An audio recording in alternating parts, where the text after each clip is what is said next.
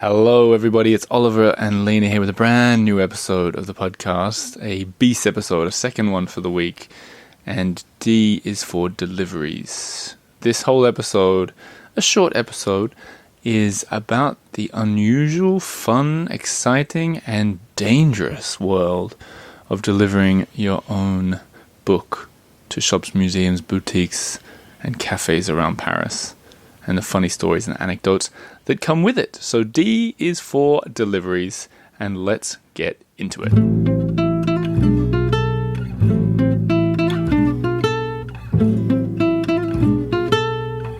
So welcome to the studio, lovely Lina. Been a while since we said that. Yeah, thank God. How did that? No, I'm kidding. How did that even start? Yeah, I don't know. Well, I blame you for that. Not really. Some people know you as lovely Lina. Some know you as the illustrator behind children's books in Paris. That's right. And that's what we're going to talk about. This episode is just about that. So, Sophie in Paris, the new book. She is out. That's the main takeaway. Yeah. If you pre-ordered a copy of Sophie in Paris, our new book, written in English, our fifth children's book that Lina illustrated and that I drew, well, I drew up the manuscript of. It's every single order has been posted, and we spent this whole past week in Paris delivering. Yeah, we've been super busy. So I think through this episode you'll hear about where you can get it in Paris, but more importantly, what it's like to how it hand came deliver to books. Yeah, exactly. I think it all started when I wrote a book called Paris on Air in 2020, and I self-published it. And one of the great joys of that was delivering it by hand, singularly. Direct to customers. Yeah, and it was just at the end of the lockdown. So people didn't want to come out of their houses. And remember, they lowered picnic baskets? You scooted around on your red scooter. It was a legit reason to leave the house. Oh, yeah, because you had like a permit slip. That's right. That's right. And people lowered a picnic basket on a rope from the fifth floor. I put it in. They put like 20 euros in return. And since then, I've loved delivering books. And it's no exception with Sophie in Paris. And, I got a few fun stories. So have you. I mean, we delivered together. But maybe start with the Louvre, I think. Yeah, why not? That's the first one that kind of placed in a real order. I think so, yeah. Which was very cool. They saw a copy before, I think, anyone else in Paris. Because we love working with the Louvre. Yeah. The boutique in the Louvre. And for the full story how we got in there in the first place, there's an episode called something about Red Thread or something, I think, from years ago, where I told the story of how we first got in there because it was really cool. It was not exactly direct. No, it was very it's a whole game behind it. And this time, so we went in to meet the main guy at the bookshop, the boutique, who we'd never met before. And he took things, he did it a little differently. He, as we're showing him the new book... And we're discussing and everything. We were there for quite a while. We were probably talking to him for 20 minutes inside the Louvre. And he's holding up... It was funny, do you remember? He was flicking through it, but he was looking at us. Yeah. And I was like, look at the book. Because we don't know if with any of the books, because it's all self-published and it's all about us knocking on the doors. Yeah, we're like, feedback. Yeah, we need him to like it and take it. And so he's chatting about children's books and our children's books. Turning pages while making eye contact with us. And I was like, he's not going to know what he looked at the end of it all. As long as he liked the cover. Yeah, I guess. And then he did something I've never seen anyone do before, is as we're chatting, he just it was like he's possessed or something. He took the book and put it on the other side of a shelf. Like amongst the other books. Yeah, facing out to all the customers. And in the Louvre, obviously, there's millions of people walking around there. And then we realized as we're chatting to him, he didn't acknowledge it or anything. He didn't even really look at what he was doing. I was like, what's going on? He was doing a test, a live test to see if anyone would pick it up or look at it. So brave. It's so casual as well. And what happened? Well, first nothing, because, I don't know. It was quite empty, to be fair, at that very moment. The shop. Yeah. There's thousands of people walking past the shop, though. Yes. It's crazy in there. Yeah, but eventually there was this American family, and the mom maybe, I don't know, 50 years old or something. Her face kind of lit up when she saw the book, and she went straight up to it, picked it up, and I was going, yeah, baby, here we go. Exactly. Yeah, she was so excited. Yeah, she was so excited. And she had her like 16-year-old daughter, 15, 16-year-old daughter with her. And she was like, she picked up the book and she turned it around to show her daughter. And she was like, oh my God, Sophie, look at this. Because obviously the book is called Sophie in Paris. With the big word Sophie written. And we're like, oh yeah, this is better. Perfect. And the buyer from the shop was right there with us. And what happened next was not exactly what we had expected. Well, I thought the girl would be like, oh, Mama, buy me 5 copies of this book that shares my name. Because she was a Victorian. Of course. No, so the daughter looks at it. And with the air of a 16-year-old, well, a teenage American kid who doesn't want a children's book bought for her, she raises a finger and opens her mouth and sticks her tongue out as if she's about to puke. And she goes, no way, Mom. And we're like, me and Oliver looked at each other. We're like, oh my God, this is the worst ever. I don't think the girl, bless her lovely heart, I'm sure, I don't think she meant that book's disgusting. I think she meant, like, don't buy me a kid's book, Mom. Yeah, spend 20 euros differently. And the mum put it back on the shelf and they walked away. And so we had this huge... That was a roller coaster. Yeah. It was all very like, we didn't even address it as it was happening, but everyone was in on it. Everyone saw. So I was ready to say, hey, we wrote that book. Yeah. And then it's like, oh no. So, but then we laughed about it, so it was fine. And the other thing is, I forgot about this. Yeah. Our other books were already on the shelf there, and a young couple from, I think, Peru, was it? Oh, yeah. They came in young, maybe they were 25 or something, and they picked up Grace the Giraffe, one of our earlier books, and she was, she loved it. Yeah. They didn't think they had children, but she just loved it, and they were fawning over it, and then in front of the guy too, it was amazing. It was perfect. And then we, I think I was like, oh, we wrote that, and they're like, oh my gosh, can you sign it? It was so it was this great show. So if you're listening, Peruvians, yeah, that was awesome. That helped, because then the Louvre took an order, which I delivered on an electric bike, and I had this great moment. I think I shared a picture of it on social media. But the guys in the delivery room, no one knows this, I think. The delivery of the Louvre is under the whole building. You got to go... Sort of a car park. You got to go through a tunnel under a car park, and then there's all these big trucks, which... honestly, are probably delivering toilet paper and soap, but I like to think they're delivering a Rembrandt or something. Yes, of course. Yeah, but so I come in on a bike or a scooter or whatever, and they took the book, and I saw the team in there working. They drink out of mugs with Mona Lisa on it. As they should. As they should. Yeah. I thought that was kind of cool. Yeah, it's good. But so there's a good place to get the books. Otherwise, we got some other fun stories from this sort of set of deliveries that we did. Yeah. One is Smith & Son. The with some big news. shop. We can break some news here. 2 pieces of news. Yeah. First is they don't even talk about this yet. They did a very soft launch. Very. So we're talking about Smith & Son, which has a location on Rue de Rosier in the Marais and another in Versailles, but I'm talking about their flagship. The main one on Rue de Rivoli, kind of close to Concorde. Used to be called W.H. Smith, but now it's Smith & Son for a couple of years. And they have opened 2 doors down closer to Concorde. They've opened a brand new shop that's just for children's books. Yeah, so they moved all the kids' books out of the original store, and they're going solo. Yeah, they didn't. And it's really they didn't even cool. announce it. No, they didn't have just, a party. They didn't nothing. do it. They just started it's talking very about quiet. it. I think it was like one Instagram post. Yeah. So it looks amazing. I'm sure you didn't know that unless you've been to Paris looking at their shop in the past month or something. But it's brand new. I think they haven't even finished building the inside of it, but it's open. No, I think they just it's super new. Yeah. Yeah, it's great. Which is music to our ears as children's book people. And we went in. This is true. This might not sound true, but we went in and there was a young lady working there, and I think she was French. And we came in with 1 copy, and we say, we're looking for our sort of contact here, Gail, her name is. And she goes, "Oh no, I can leave a message. What it's about?" I said, "Oh, we've got this new book. We're so eager to share it with her because we've worked with her for years now." And this girl legitimately got so excited that we were in there with our new book. I don't know if it's because it was us or it's just maybe she hadn't I think she was just very passionate about children's books. I think so too. She lived in this magical world. It's great. Basically started crying.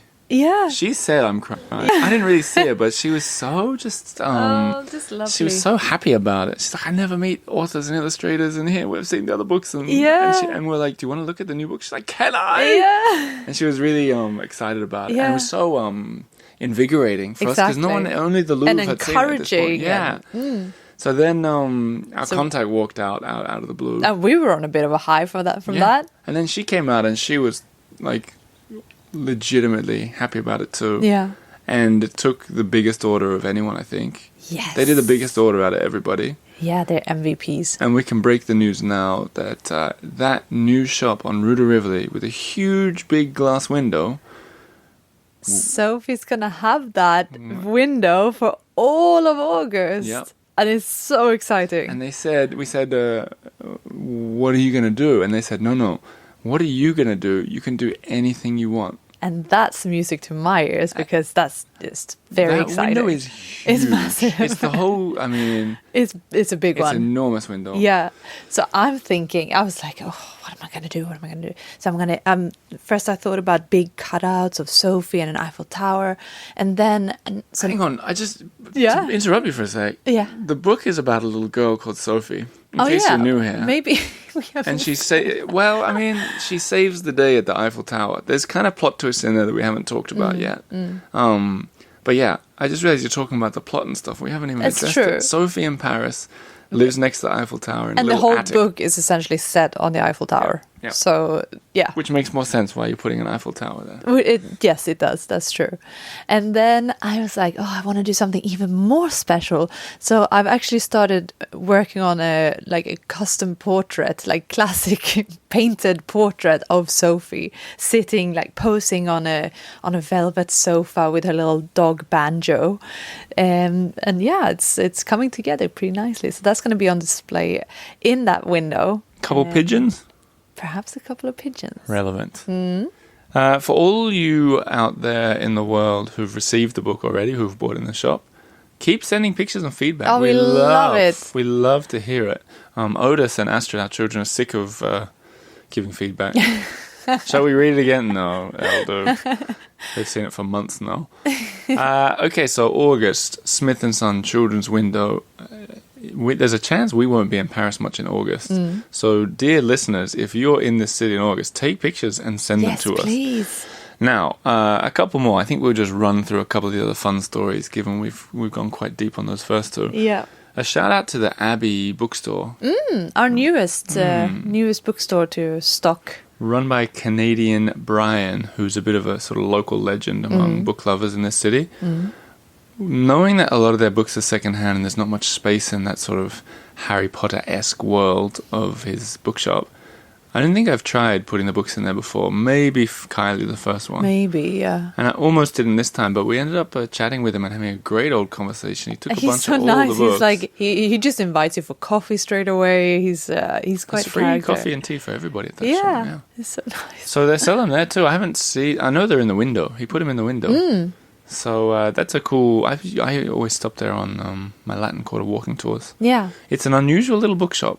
I mean, it's quite magical. Yeah, you like. Do you want to get lost? It's like the narrowest little nooks and crannies, and you have to squeeze through to get to the kids section, and it's really nice. So our books will be at the back. I think so. Yeah. Then another shout out up the road. There's Red Wheelbarrow, which also has a children's bookshop, the Red Balloon next to it. Yeah, that's right. Just like the same. Also a mammoth order. Yeah. So if you want to make sure to walk away with a Sophie, I'd go to Smith & Son or Red Wheelbarrow or Red Balloon. Yeah. But we also have a bunch of others that are stocking. I mean, good numbers. Yeah. But if you got one chance to get the book, you can also reach out to us. We're pretty active with all this. How about the Bon Marché? The Bon Marché. They did a mega order too. Yes, and they're so nice. Do you remember the story? It was a little hard to break Bon Marché. Well, do you remember the story of But once we're in, of Kylie at the Bon Marché? The guy that runs the children's section at the very top of the Bon Marché. I think I was there as a customer, and I just said, "Hey, maybe you'd be interested in stocking our children's books." And that's the worst thing you can ever say to a shop. oh, no one They cares. hate it. Yeah. And it's self-published. Oh Yeah, my God, that's yeah. like a curse word. Yeah, but I try to be quite persuasive. I'm like, just at least look at a picture online so you know what I'm talking about. Because there's a scene in Kylie of the crocodile in the Bon Marché. Yeah. And he opened it, this guy, quite reluctantly. And as soon as he saw that crocodile, he goes, "Oh, j'adore. Oh, j'adore. I love it." Oh, it's like Proust's Madeline or something. Yeah, something. Yeah. Yeah. He had a pet crocodile when he was. I don't know. It was when he was something little. happened. But they just their staff are exceptional. Well, their staff is exceptional if you want to be grammatically pedantic. And they loved the new book. Yeah. And they took a huge order of all the books. And apparently, I've been told, they keep them on the cash desk, the cash register. Yeah. All of them. So if you go in there, you can't miss it. And they got some really That's lovely people working exciting. there who are wonderful to talk to. Yeah. A shout out to Messy Nessie, the boutique. Definitely. Love. She emailed us after I think she read it to her own little ones. And she emailed us after saying, "Vive Sophie!" Oh my God. So she's been on this pod before. Yeah. And also shout out, she's lovely. making a big extension to her shop, which is going to be this is going to be like a sort of reopening in September. We got a private look at it. And it's going to be amazing, I think. It's huge It looks, back yeah, there. it looks great. So I mean, it's bigger very than exciting. the original shop. Yeah. Maybe 2 or 3 times bigger. Yeah, maybe. So that's something to watch out for. I think there are actually a lot of other small bookshops. I can shout a few that come to mind. Chantelivre, which is a French bookshop near the Lutetia Hotel. Beautiful. Wonderful. Yeah. Piéton de Paris near the Peloton Cafe, That's right. both of which are stock in the book. Galignani, Galignani, next to Le Maurice Hotel. which they've got our posters on the wall and more to come. Yes, I think they're in the window there too. Yeah, making a custom sort of poster for them, which is exciting. Yes, they've been very good too. Yeah. And then, you know how weird it is to deliver a new book and see your old books in the window? Do you know how weird that is? Not on purpose, they're just there. Yeah. Crazy. And then in the 7th, there's Julie La and Tom Set Bookshops. But a final shout out is to some. I'm very excited by this news. We've cracked the med. That's quite a statement, but yes. In terms of small self-published children's books, this Yeah. counts as cracking the Mediterranean. There's a bookshop in Nice called Librairie Messina around the world. And as a little gamble, they stocked a few of our books and they sold out.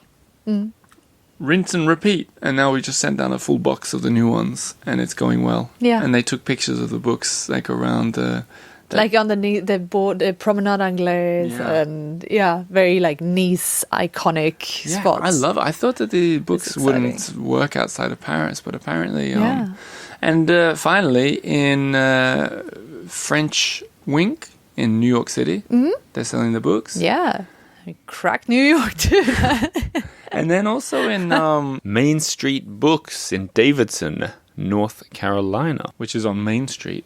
That makes sense. So New York and North Carolina, it's 2 out of the 50 states. Yeah, here we go. Could that be a goal? Maybe. We have a bunch of stock, actually, with helpers in Ohio and Nebraska.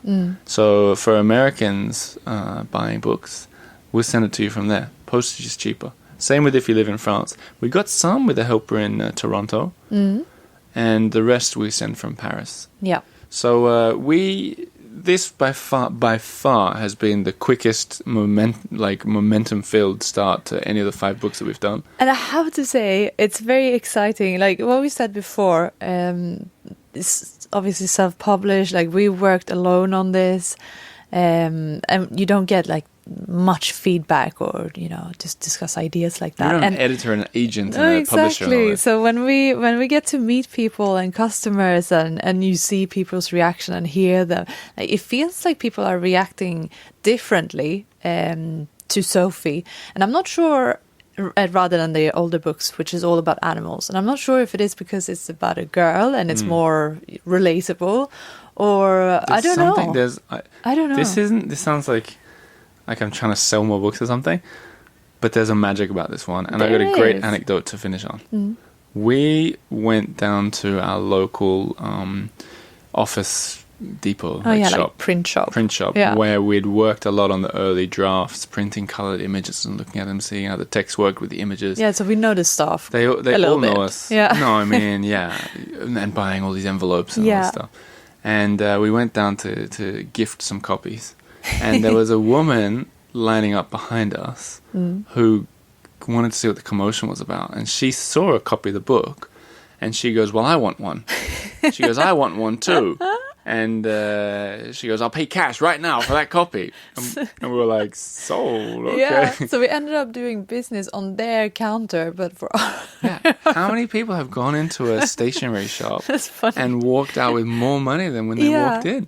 We're like, sorry, we can't give you a receipt. Maybe the print shop can give you a receipt. Yeah, ring it up, Johnny. So, I don't know. There's something really fun. And I know this is a channel about things to do in Paris. And I know. Well, we mentioned quite a few places around Paris. That's what I was going to say. If nothing else, we just recommended. These are all wonderful bookshops. Exactly. In wonderful locations. And so check them all out. Some of the bookshops are worth seeing even if you don't go to buy a book. Yeah, like Galignani. Beautiful. Yeah. Chantilly is beautiful. Yeah. I love that bookshop. And so all the other ones. Also, Shakespeare and Company.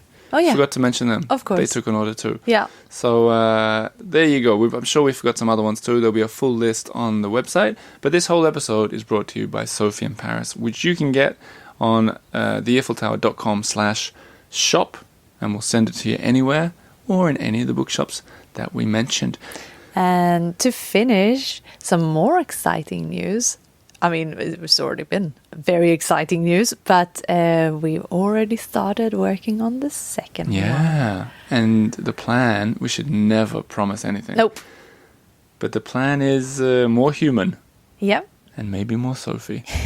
Watch this space. The music you heard on this episode and the last one with Edward Chisholm is from Press Maxon, of course, and its D is for Django, as in Django Reinhardt.